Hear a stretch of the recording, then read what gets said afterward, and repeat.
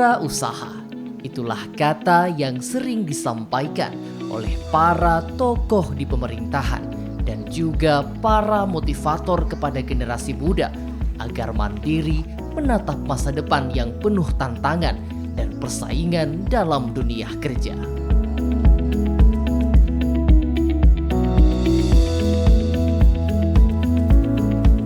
Semangat itulah yang memotivasi Muhammad Sandi, pemuda kelahiran desa Dolago tahun 1999,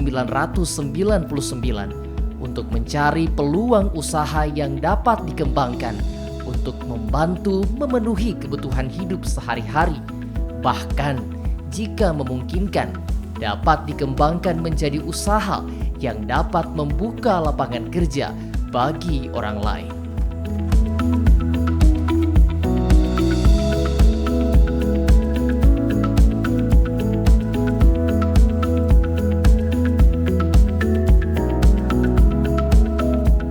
Sandi yang masih duduk di bangku kuliah di salah satu perguruan tinggi negeri di kota Palu, Sulawesi Tengah, memilih beternak lebah madu sebagai usahanya.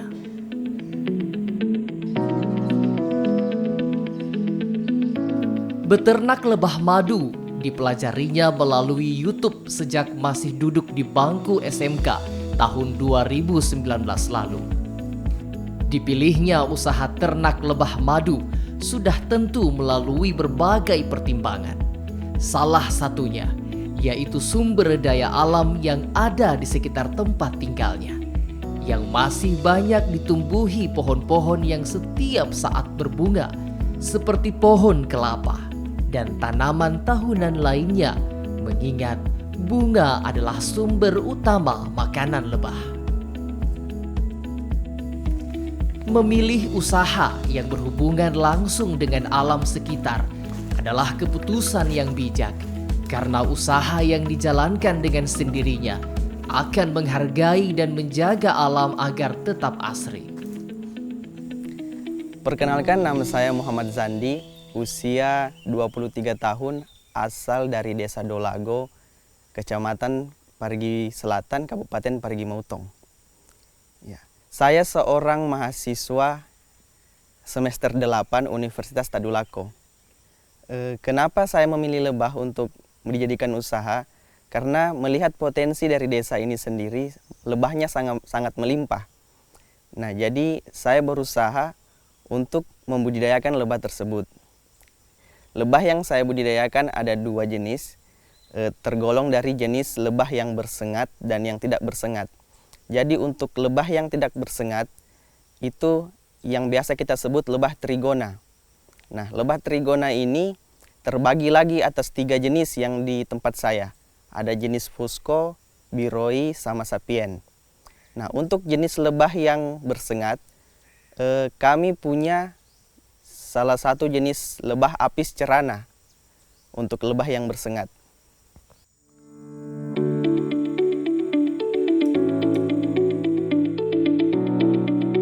Di alam ini terdapat puluhan jenis lebah. Namun, Sandi memfokuskan untuk memelihara lebah jenis trigona. Pilihan ini tentunya didasarkan atas berbagai pertimbangan yang dapat memberikan keuntungan yang lebih banyak terhadap usaha yang dikembangkan. Lebah trigona berwarna hitam dan berukuran kecil, dengan panjang tubuh antara 3 sampai 4 mm serta rentang sayap 8 mm. Lebah pekerja memiliki kepala besar dan rahang panjang, sedang lebah ratu berukuran 3 sampai 4 kali ukuran lebah pekerja. Perut besar mirip laron, berwarna kecoklatan dan mempunyai sayap pendek. Lebah ini tidak mempunyai sengat atau stingless bee. Dalam kehidupan dan perkembangannya, lebah sangat dipengaruhi oleh faktor lingkungan, meliputi suhu, kelembapan udara, curah hujan, dan ketinggian tempat. Di samping itu, ketersediaan pakan sangat menentukan keberhasilan budidaya lebah trigona.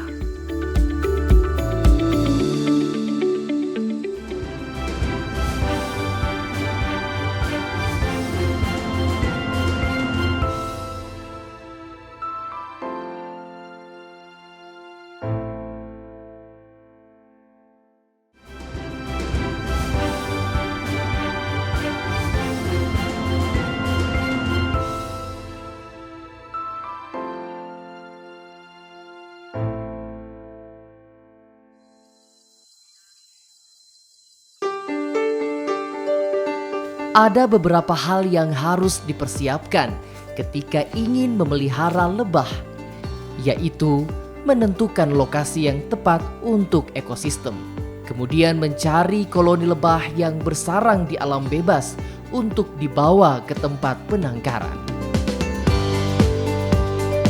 Ya, jadi untuk awal mula beternak lebah trigona ini, pertama-tama kita harus survei lokasi. Jadi lokasi harus mencukupi sumber pakannya untuk ditaruhkan lebah. Nah, kemudian ketika lokasi peternakan sudah ditentukan, langkah yang kita ambil adalah mendatangkan koloninya. Untuk koloni kita bisa dapat di alam sekitar karena kebetulan di Desa Dolago ini masih sangat melimpah untuk jenis-jenis lebah yang bisa dibudidayakan. Ya, untuk selanjutnya ketika sarang indukan sudah dipenuhi oleh koloni lebah, kita memodifikasi lagi dengan yang namanya kotak topping. Nah, kotak topping ini digunakan untuk tempat wadah penyimpanan madu dari lebah tersebut.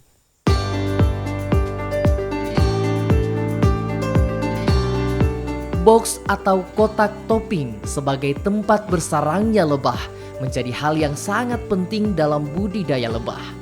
Kotak kayu ini posisinya berada di bagian atas sarang lebah. Di kotak inilah lebah akan berkoloni dan menyimpan madunya. Sehingga kotak ini perlu dibuat dengan sebaik-baiknya agar koloni lebah nyaman berada di dalamnya. Tentunya kotak kayu ini dapat dibuat sendiri di rumah dengan memanfaatkan bahan-bahan yang mudah didapatkan.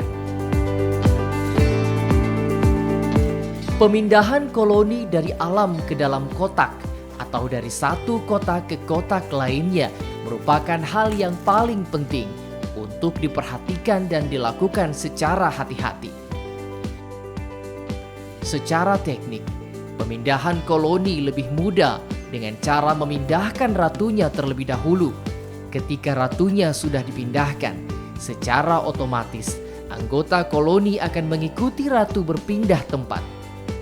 Setelah semua koloni berpindah kotak yang baru, didiamkan 1-2 bulan agar koloni dapat beradaptasi dengan lingkungan yang baru.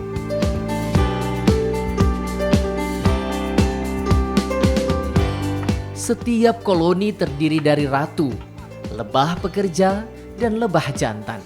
Lebah ratu merupakan satu-satunya lebah petelur seumur hidup dalam satu koloni. Lebah pekerja adalah lebah betina yang organ reproduksinya tidak berfungsi sempurna atau tidak subur. Lebah pekerja mengeluarkan lilin yang digunakan untuk membangun, membersihkan, dan memelihara sarang, menjaga sarang, menyediakan makanan, terdiri dari madu dan tepung sari. Masa kerja lebah pekerja selama 60 hari. Sejak usia 1 minggu, lebah pekerja mulai bekerja membersihkan lubang sel bekas huniannya tak kala ia masih menjadi larva. Usia 2 minggu, lebah pekerja membuat royal jelly.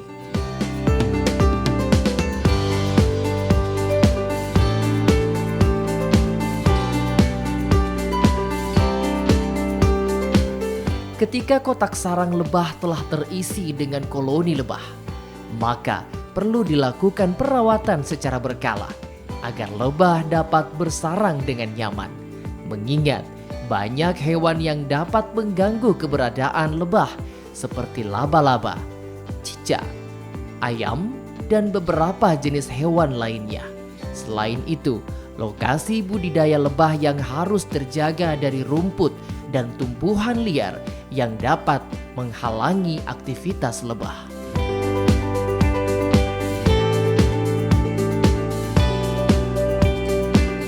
Koloni lebah trigona yang sudah bersarang di penangkaran di tahap awal butuh waktu beradaptasi dengan lingkungan barunya sehingga memerlukan waktu hingga beberapa bulan untuk dapat dipanen pertama. Selanjutnya, pengambilan madu berikutnya bisa dilakukan lebih cepat dari panen pertama.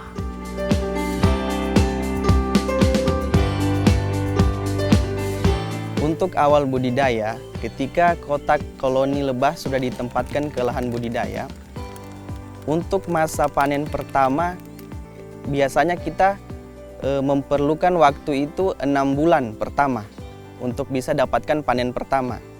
Setelah 6 bulan itu sudah panen pertama, untuk panen keduanya bisa dalam jangka waktu 2 bulan saja sudah bisa panen.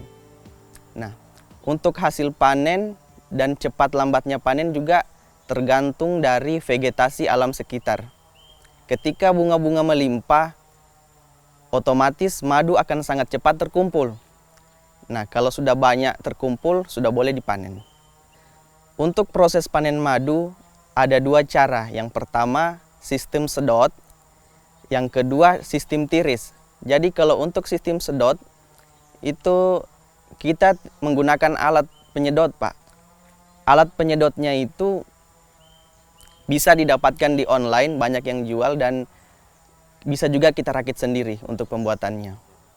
Nah, yang kedua sistem tiris. Jadi kalau untuk sistem tiris, kita langsung iris saja, kita langsung sendok madu dari kotak topping tadi, kemudian kita tiriskan di penyaringan. Kelebihan dari sistem sedot, 2 minggu setelah penyedotan bisa panen lagi, jadi jarak antar panennya itu lebih cepat. Nah, sedangkan sistem tiris, dia memerlukan waktu 1 bulan sampai 2 bulan baru bisa dipanen lagi. Hanya saja proses panennya bisa cepat karena langsung dikeruk saja. Sedangkan kalau sistem sedot memerlukan waktu lama untuk mendapatkan madu tersebut. Karena madunya itu disedot sedikit demi sedikit.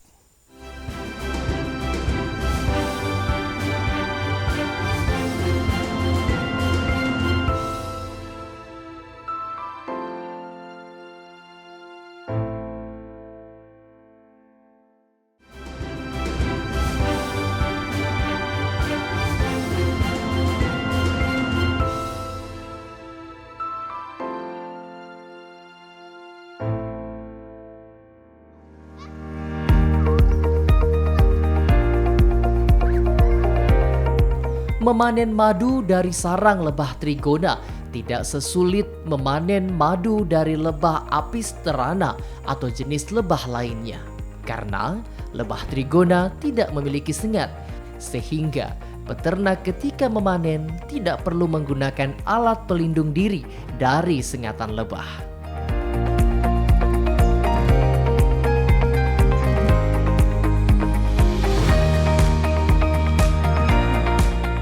Setelah sarang lebah diambil, langkah selanjutnya untuk mendapatkan madu yang bernilai ekonomis, maka dilakukan penyaringan sarang lebah dengan menggunakan alat ekstrasi manual atau elektronik. Hal tersebut tentunya disesuaikan dengan alat yang dimiliki oleh peternak lebah itu sendiri. Muhammad Sandi, yang sudah menggeluti budidaya lebah sejak 4 tahun yang lalu, melakukan penyaringan madu masih secara manual. Walaupun demikian, madu yang dihasilkan tetap memiliki kualitas yang dapat diandalkan.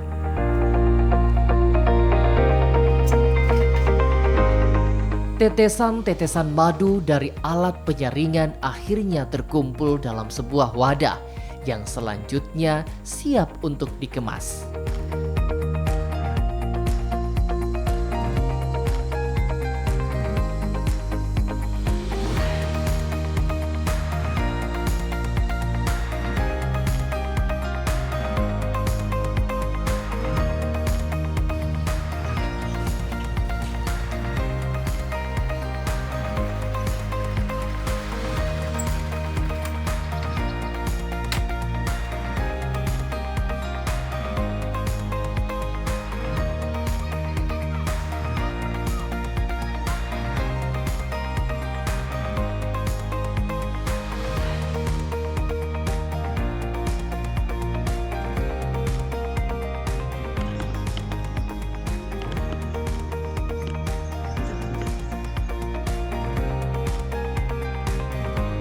Sandi pembudidaya lebah madu yang masih remaja ini mengemas madunya ke dalam botol ukuran 1/4 liter untuk dipasarkan. Pemasaran produk inilah menjadi saat-saat yang paling dinanti dalam berusaha karena apa yang telah dikerjakan siap mendatang uang untuk melanjutkan putaran usaha dan kehidupan selanjutnya.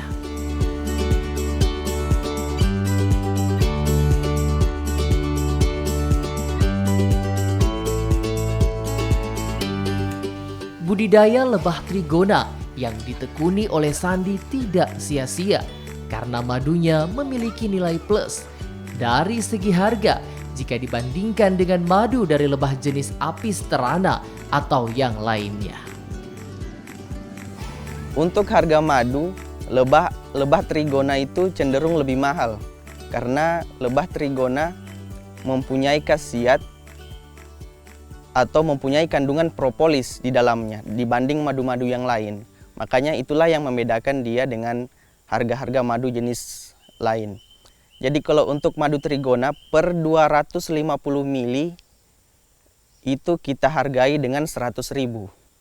Sedangkan kalau untuk lebah jenis Apis cerana per 250 mili kita hargai 75.000.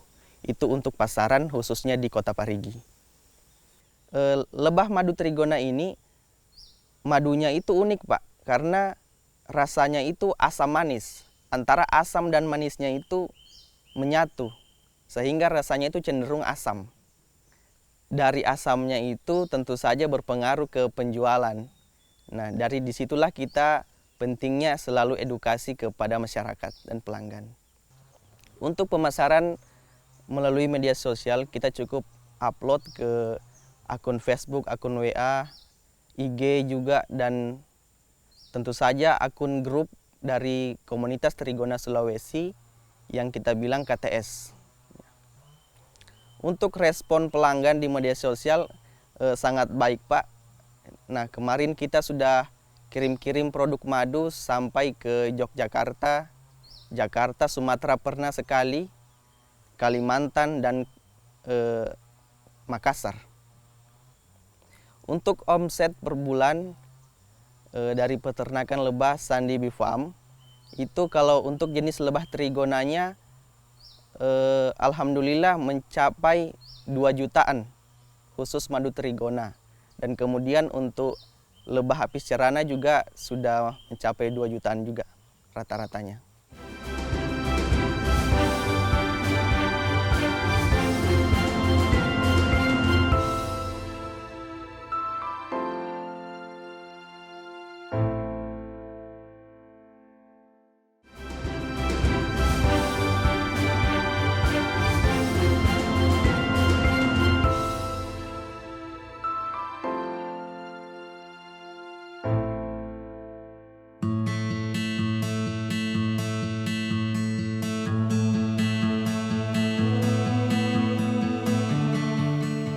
Sebagai orang yang telah lama bergelut dengan madu, Sandi juga memiliki pengalaman dan pengetahuan untuk mengetahui antara madu asli dengan madu yang sudah dicampur dengan bahan lainnya. Pengetahuan ini tentunya sangat berguna bagi masyarakat ketika ingin membeli madu. Kemudian untuk membedakan madu asli dan palsu, kalau versi saya itu ada 3 macam. Yang pertama, aroma, kadar gas, dan rasa madu. Jadi, untuk aroma, setiap madu itu pasti mempunyai aroma seperti aroma harum bunga. Tentu saja aroma harum bunga itu sangat berbeda dengan aroma harum dari gula. Ya, entah jenis apapun itu bunganya. Nah, kemudian untuk gas, ketika tutup botol madu dibuka, dia mengeluarkan gas. Itu salah satu indikator bahwa madu itu asli karena dia mengandung gas. Madu mengandung gas karena ketika dalam botol madu itu berfermentasi sehingga mengeluarkan gas. Nah, kemudian yang ketiga tentang rasa. Tentu saja pecinta madu sudah bisa membedakan antara rasa nektar dan rasa gula. itu jelas sangat berbeda sekali.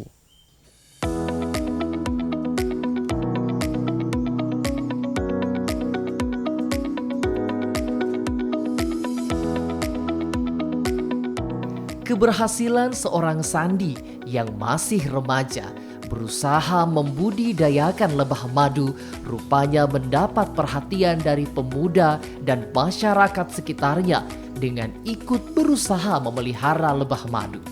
Saat ini sudah ada 3 kelompok peternak madu yang mengikuti jejak Sandi. Usaha kecil yang bangun berbuah manis karena dicontoh dan bermanfaat bagi orang lain.